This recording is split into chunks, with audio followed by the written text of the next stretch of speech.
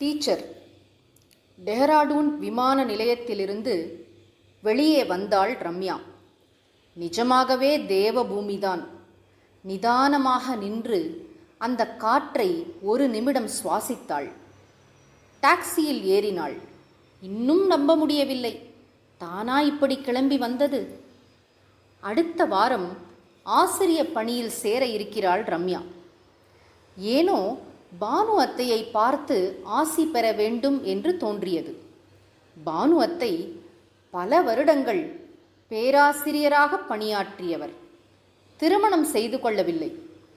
ஆராய்ச்சி மேற்படிப்பில் வழிகாட்டியாக தன் வாழ்வின் பெரும் பகுதியை மாணவர்களுக்கென்றே அர்ப்பணித்தவர். எப்பொழுதும் அவளைச் சுற்றி ஒளி வட்டம் போல் ஒரு மாணவர் வட்டம் சூழ்ந்து கொண்டிருக்கும். வீட்டில் அவளை யாரும் பெரிதாக கண்டு கொள்வதில்லை. அது பற்றி பானு அத்தை கவலைப்பட்டதாகவும் தெரியவில்லை. இப்பொழுது ஓய்வு பெற்ற பிறகு ரிஷிகேஷத்தில் ஒரு ஆசிரமத்தில் அமைதியாக இருந்து வருகிறாள். அலைபேசி கூட பயன்படுத்துவதில்லை. இமெயில் மட்டும்தான். ரம்யாவிற்கு உள்ளூர ஆசிரிய பணிக்கு தனக்கு தகுதி இருக்கிறதா என்ற உதறலும் கேள்வியும் தான் பானு அத்தையை தேடிச் செல்ல வைத்தன. இதோ ஆசிரமம் வந்துவிட்டது. ரம்யா ஏற்கனவே ஆன்லைனில் தங்குவதற்கு முன்பதிவு செய்திருந்தாள். உணவு கூடத்திற்கு செல்லும் வழியிலேயே அத்தையை பார்த்து விட்டாள். வெள்ளை வெளேரென்ற சுடிதாரில் இந்த வயதிலும் ஒரு தேவலோக பெண் போல அத்தனை அழகாக இருந்தாள் பானு அத்தை. உபனிஷத் வகுப்பை கேட்டுவிட்டு வெளியே வந்து கொண்டிருந்த பானுவிற்கும் ரம்யாவை பார்த்து ஒரே ஆச்சரியம். வாஞ்சையுடன் கைகளை பற்றி கொண்டாள். இருவரும் சேர்ந்து உணவருந்திய பின்னர் கங்கை கரையில் இருந்த இருக்கைகளில் அமர்ந்தனர். ரம்யாவிற்கு தான் நிஜமாகவே வேறு உலகத்திற்கு வந்துவிட்டது போல் தோன்றியது. கரை புரண்டோடும் கங்கை, அதன் கரையில் நெடிதுயர்ந்த மரங்கள், சூழ்ந்து நிற்கும் மலைகள் ஆகியவற்றை பார்த்தவுடன் பேசக்கூட தோன்றவில்லை. அமைதியாக இருந்தாள். பானுவும் அவளை வேடிக்கை பார்த்தபடி பக்கத்தில். சிறிது நேரம் கழித்து ரம்யாவே பேச ஆரம்பித்தாள். I have chosen teaching profession like you என்றாள் ஆங்கிலத்தில். பானு அத்தை புன்னகைத்தாள். ஓ, அது ஒரு தொழிலா என்ன? அப்படித்தானே எல்லாரும் சொல்கிறாங்க. உன்னதமான தொழில் அப்படின்னு சொல்லி கூட நிறைய கேட்டிருக்கேன்.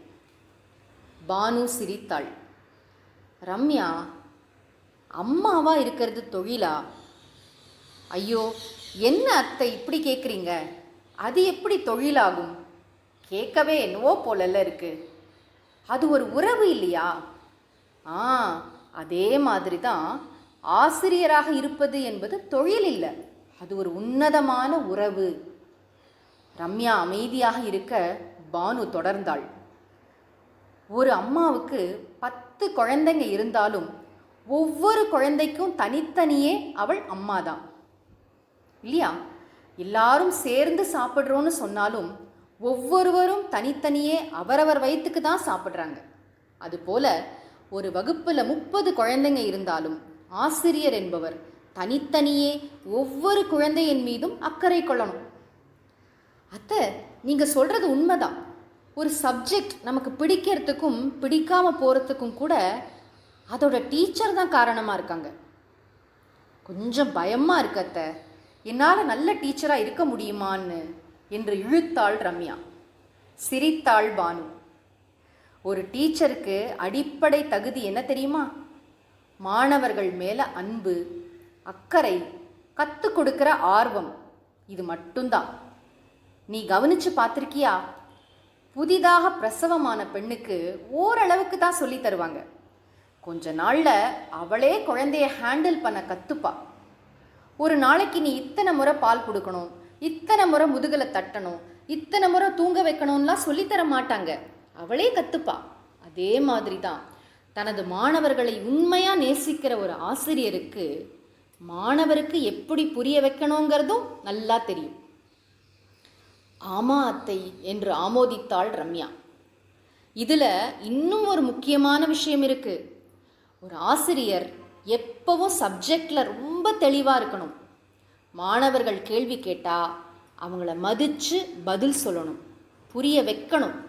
இன்றைக்கி எத்தனையோ வசதிகள் இருக்குது, அதனால நமக்கு பாடத்தில் நல்ல ஆழமான அறிவு இருக்கணும்.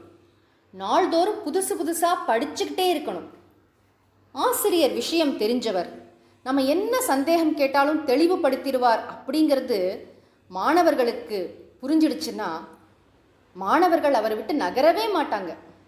ஆனால் நம்ம ரொம்ப உண்மையாக இருக்கணும், அது முக்கியம். சில் என்ற கங்கை நீரை முகத்தில் தெளித்து கொண்டது போல் புத்துணர்வு பெற்றாள் ரம்யா. சந்தோஷத்தில் அத்தையை கட்டி கொண்டாள். இதெல்லாம் யார் அத்தை உங்களுக்கு சொல்லி தந்தது என்று கேட்டாள். வேற யாரு, என்னுடைய குரு தயானந்த சுவாமிஜி தான் என்று கைகூப்பியவாறு அவருடைய சமாதியை காட்டினாள் பானு. வா, அங்கு போகலாம் என்றாள். இருவரும் கைகோர்த்தபடி சென்று சுவாமிஜியின் சமாதியில் வணங்கினர். ஒரு நல்ல ஆசிரியர் உருவாகப் போவதை நினைத்து சுவாமி தயானந்தர் கங்கை கரையில் ஆனந்தமாக அவர்கள் இருவரையும் ஆசீர்வதித்து கொண்டிருந்தார். ஓம்.